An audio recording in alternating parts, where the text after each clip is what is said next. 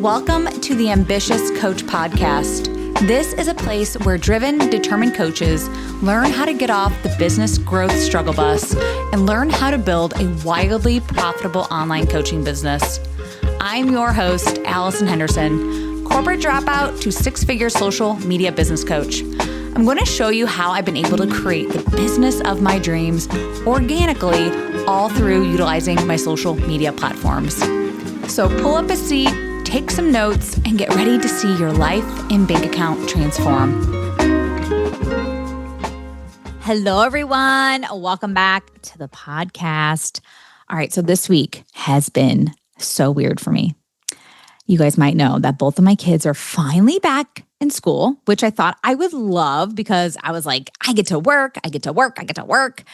But the complete opposite has kind of happened for me this week. I did work, don't get me wrong. Like there was definitely days where it was like 2 or 3 hours here and there. I had some client calls, but a lot of it consisted of me like napping, watching Outlander, reading books, and hanging out at a coffee shop with my friend for like 4 hours and just hanging out outside with my husband.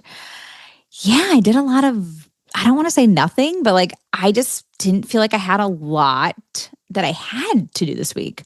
I also did screw up my back and my neck from doing a workout that I shouldn't have done over the weekend. And so I was like, I need to take a muscle relaxer. I need a lot of ibuprofen. Like it was kind of the universe's way of being like, hey, we're going to have to force you to relax. So sorry for this back and neck pain. So like chill the F out. The one thing I do struggle with is relaxing. So I do feel like once again, the universe was like, we need you to relax. And like, this is the only way that you're going to do it if we like physically put you in some pain. But yeah, no need to sprint when you've been running a marathon for like 7 years. Because that's what I feel like I've been doing with my business. And I've always had babies at home, guys. Like I have an 11-year-old and a soon to be 6-year-old.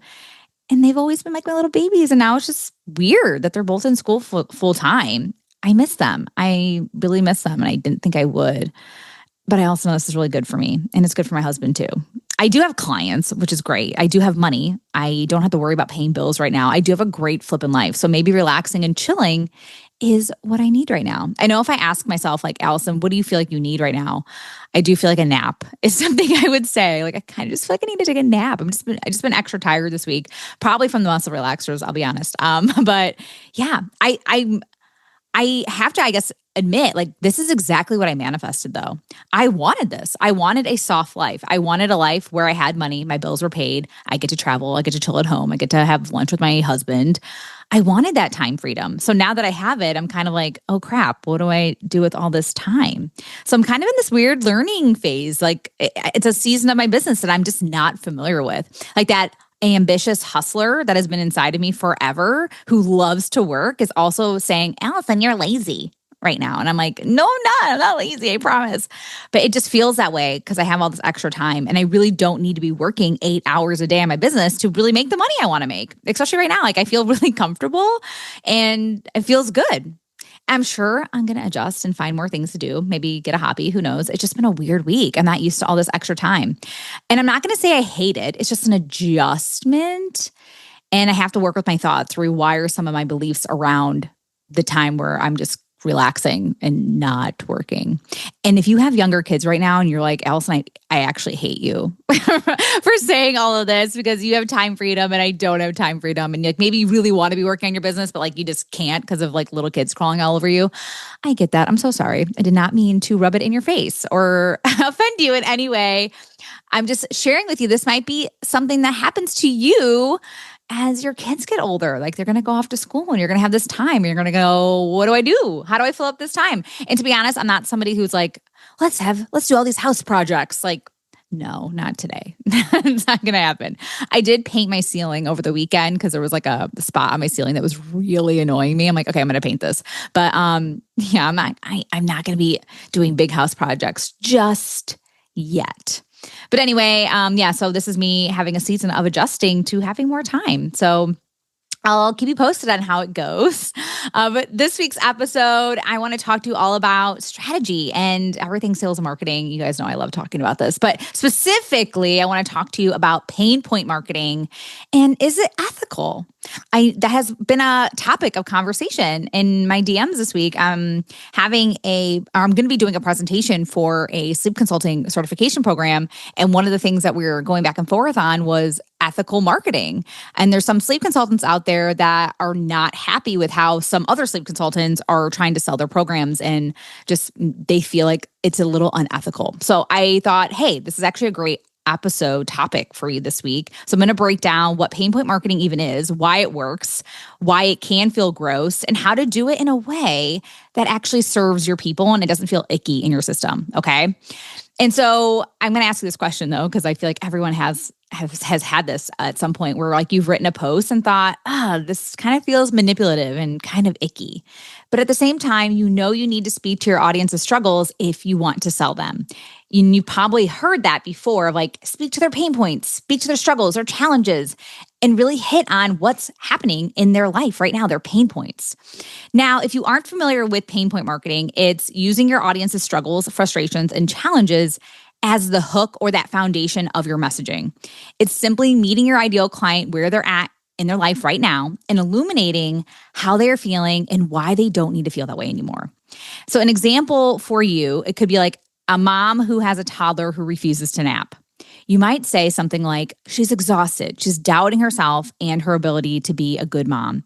And she's really losing her sanity by not having that break in the afternoon anymore. And as you can see, I'm talking about her feelings, her frustrations, and her thoughts. So why does pain point marketing work? Well, it comes down to the psychology around sales. People buy solutions to their problems, not just like these nice to have things, okay? That's a different type of marketing when you're talking to somebody who just deeply desires something, but they don't really necessarily have a problem, okay? So every single day, people are buying things that make their life easier and help them feel a certain way or not feel a certain way anymore. It creates instant connection when we're talking to their pain points. It's her going, she gets me, she understands my life, she gets what I'm going through right now. And we need that to build trust, and we need that in that sales process. And it does build trust because you're naming that thing that they're already thinking or feeling right now. And that's what drives sales, because you're showing that gap between where they are now and where they truly want to be. But here's the thing, pain point marketing can feel icky to some people because it can feel like you're manipulating them and their emotions if done wrong, okay? Some marketers really exploit those pain points by exaggerating their fears and their guilt. I sometimes call this bro marketing, right? You're failing as a mom if you don't do X, Y, Z. And coaches worry that they're being really negative, right? And focusing too much on that struggle instead of the transformation, right? And once again, I call this bro marketing. Bro marketing is kind of like old school. I don't teach this at all in any of my programs, but it's hard selling the fear and the shame.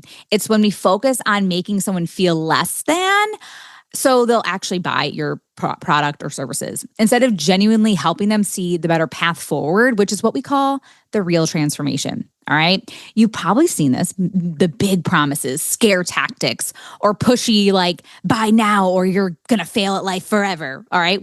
That's not the vibe that we're going for here. And I can't imagine any of you doing this, but that's the manipulative side of pain point marketing. And we're working to shift away from that. I've never taught bro marketing inside of my programs. I do teach pain point marketing, but in an empathetic sort of way. And this is what actually works. So how do you use pain point marketing in this ethical way?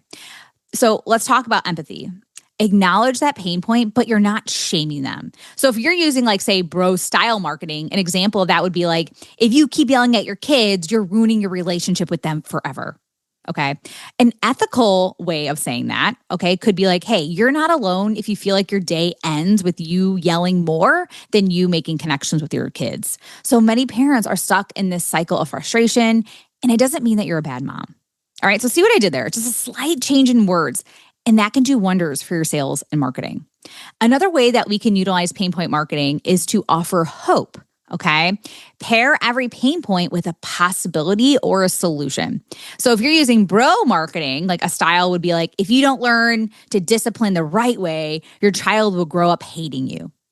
So an ethical reframe for that would be like, it may feel like nothing is working for you right now. You're trying everything. But with a few simple shifts in communication, you can actually reduce the tantrums and start feeling more connected to your child again.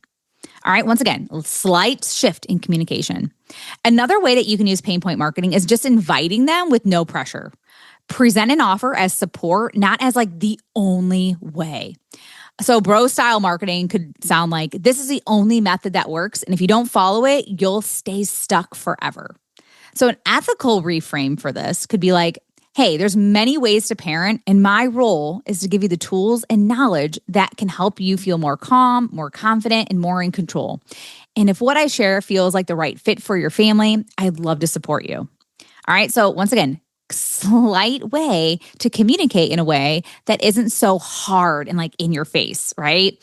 I would never say something like, this is the only method that works for you and you're going to fail if you don't do it, right? So we don't teach that. Another way is just staying truthful. Like don't overpromise or play into their fears. So for bro marketing, this could be like, hey, work with me and your kids will listen perfectly in just 3 days, guaranteed.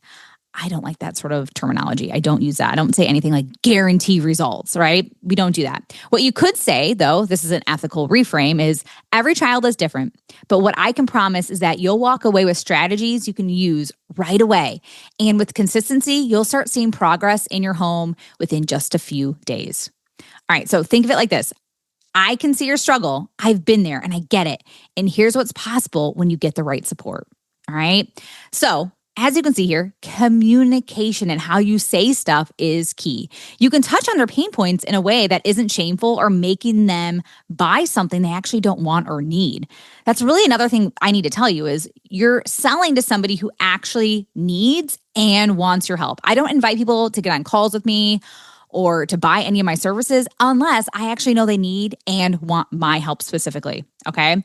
I've never worked with a client or even hired a coach myself who was aggressive in their sales and marketing tactics because it's simply just not what I teach or how I buy any sort of offers. Like you have to remember like the conscious level or the intellectual level of your ideal client would never buy into scare tactics. Okay, they can see right through the bro marketing. So yes, focusing on what they're missing out on is something that is really smart when it comes to your marketing, but it can be done tastefully and not in a way that makes them feel crappy for not buying or purchasing anything that you offer right now, okay? Sales can start to feel really icky when you're treating everybody like a dollar sign. Deep down, you care so deeply about your audience and your clients. I know this about you. You aren't somebody who is going to sell someone into a crappy product or an offer, and you're not going to do all the things that you know you need to do in order to get that transformation for this family or for your client. You know what you offer is so transformational and life-changing. You have a gift. And I know you will do anything in your power to help get your clients the results that they're paying you for. And I really do applaud coaches and consultants who do love getting on their soapbox and like shouting from the rooftops how amazing their offer is. You should be doing that, okay? And we buy from confident people. Just because you're confident doesn't mean you're using bro marketing, okay? We can't deny that we buy from confident people and people who are very certain in getting their clients' results. So you claiming that you can get results isn't unethical. It is what they need in order for them to actually buy from you and for you to make money. And sometimes we have to ask ourselves, why is me saying I can change your life feel weird? Because it really shouldn't, but you may have some deeply rooted beliefs around selling and coming off a certain way. Of course, we have such a fear of judgment from people. So like every time that you sell, you might sit there and go, I don't want somebody to think that I'm slimy or salesy or awkward or pushy or all the things, right? You have all these thoughts around sales. So check in with those beliefs and your thoughts. You could be sabotaging your success without even realizing it. Sometimes it is you really sabotaging your business by thinking pain point marketing is unethical or manipulative. And what I know to be true about you who's listening right now is that you would never do that to somebody. You would never make somebody buy something that wasn't good for them or it wasn't something they actually wanted. So just to quickly recap, pain point marketing isn't about manipulating somebody into anything. It's about connection. You really want your audience to know that you get it. You understand their life and what they're going through right now. So next time that you sit to write some content, ask yourself, am I actually speaking to their pain points with empathy and pairing it with hope and giving this person a sense of relief that they finally found their person who gets what they're going through right now? Okay, so this is all I have for you today. Please do me a favor. If you did find this episode helpful, would you be so kind to screenshot it and share it on your Instagram today? One of my big goals this year is to get more people tuning into this podcast and helping more people just like you grow their businesses and make more money. I appreciate you so much for listening today. Happy selling, and I'll see you again on Monday. All right, talk soon. Bye, everyone. Thank you for listening to the Ambitious Coach podcast today. A couple favors before you go. If you found this episode helpful, please take a screenshot and share it on Instagram. Most importantly, don't forget to tag me at AllisonHenderson_coach. That's ALLISON Henderson_coach. And lastly, please take a minute to rate this episode and leave a raving review on Apple Podcasts, Spotify, or wherever you tune in to listen.